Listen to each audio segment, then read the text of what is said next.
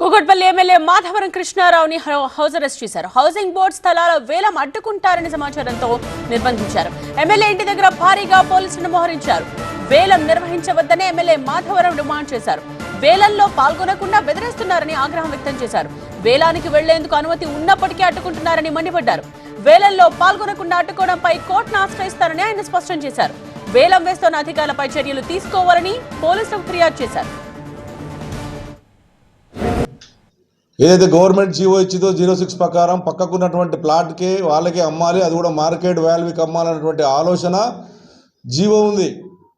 ఆ జీవోను పక్క పెట్టి 1,25,000 నుంచి 1,50,000 అమ్మే ప్రయత్నం చేస్తూ ఉన్నారు.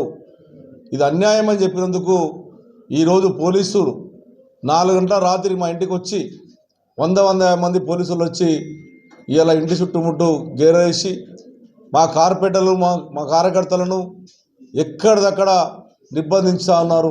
ఒక దిక్కేమో మేము హైదరాబాద్ నగరాన్ని అభివృద్ధి చేస్తామని చెప్పుకుంటూ ఇలా రోడ్లు అమ్మే ప్రయత్నం చేస్తుంది కాంగ్రెస్ గవర్నమెంట్ అని చెప్పి తెలియజేస్తా ఉన్నా.